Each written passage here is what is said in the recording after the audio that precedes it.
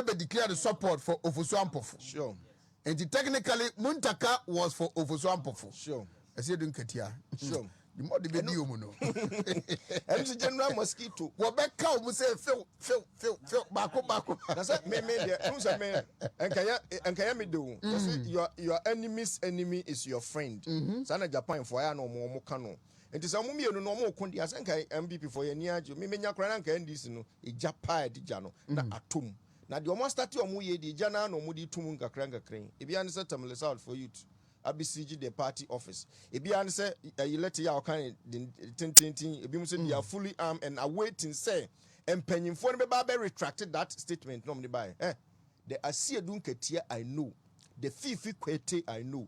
The general secretary for the NDC. They will never rescind their decision. Omonya aka no na aka. And enya ba say no NDC for mabunu no so enmi so moti ase o. Say panyini ti ho. Ya to Obama no. Wako parliament or ye leader No, by minority chief way. Why didn't they come to my consult you? Oman for Magna Mamoko and you go ahead and do whatever you want to do. But to bypass them straight away Sunday. And next say on about they don't respect them. And unse and come internal elections we Muntaka ko supporting na kwesi wa win. Na kwesi so no support Ofusu wa win. You call people together. You see, in nation governance, no. So we a leader. Now want to mean a man for a man. Now you will be a opama man for free. You are not somebody a bit more trusted in nation Ghana in your hands. And that has been on what the Obiana Obeka said. Only Mahama enya general. No mama mafia. Now no a former finance minister Kwabena Dufo.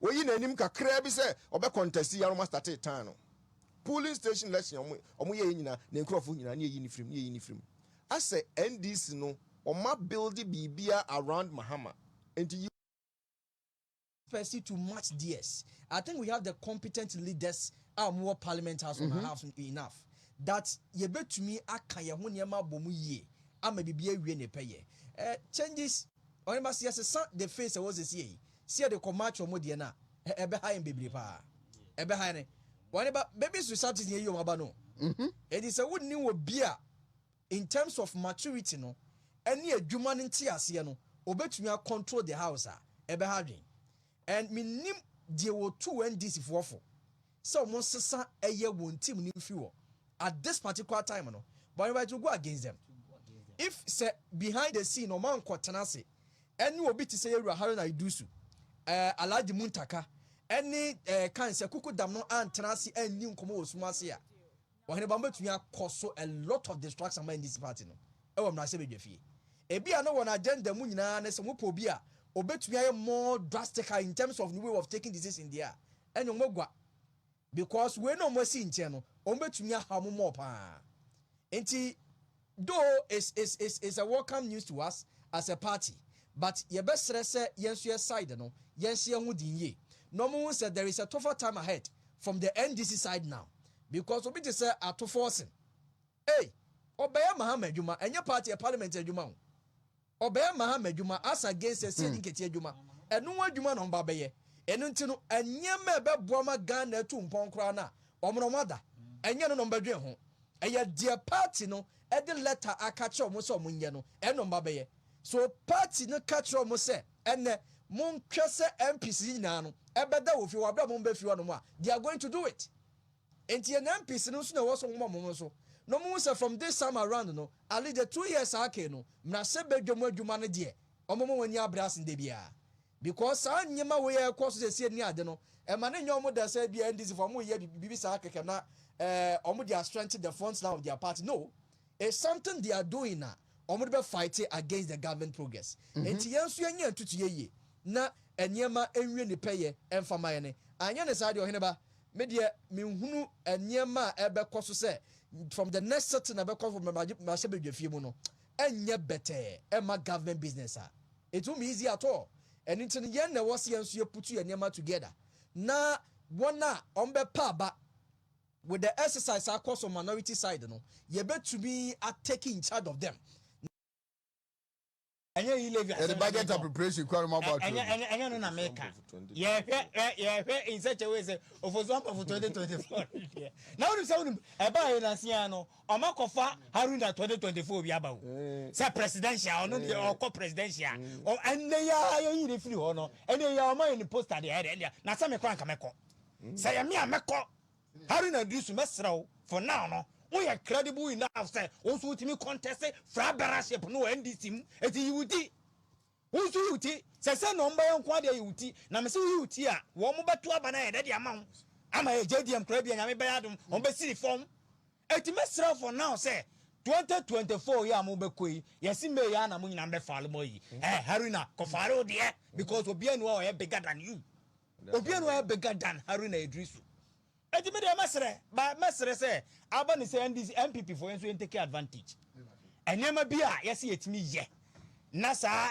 yanka say papa ato force ye belidie enema bia say parliament aso yetimi ye say ba ya yenso no your credibility na betimi akosoro da bia say de wo no yesi yetimi sa champion sa akoso na me de mesre say de NDC for de ye no MPP for enfantu ye honfo me de mesre pa NDC for say de omu ye no mesre yenso ya betu ye be for certain election bi yen fantu ye hofo in such a way say yen ko take decision bi ever decision no sikade se mpedede ba duru ba bi on hwe be pedede kakra o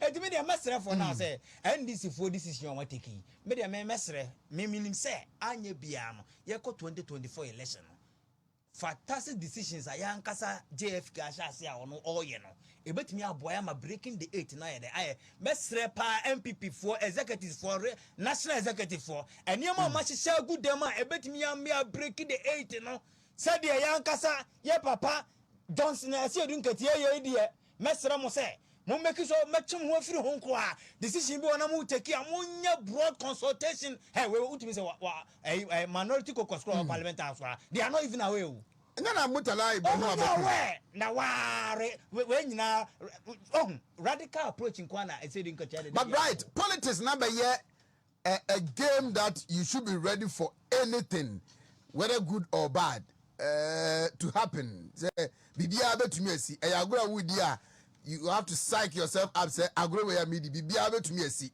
ana I so jeni no o kwa na ya wila to and bibia to me say me waka no because at the time when in down so cry sometimes yeah say one facade na show hu cry when ba they be about disappointed they bia e wan ga sana no ayo hu adu that I mean what me you yemu say we adwuma so bi pa but then hendi pana kasa no hu say we adwuma no de akwo bomoden pa then so say e be kan mo ati say bo ba so pa de ye be be crucified by force so in politics just as we said you know be ready to accept anything be able to by your way it can be negative it can be positive but secure who say adi we na me dey see me so person me ye na ye ne safa ko we ne sa me dey se be boa but we ye kan say nyina no I'm seeing some interesting times ahead at the Parliament House. Mm-hmm.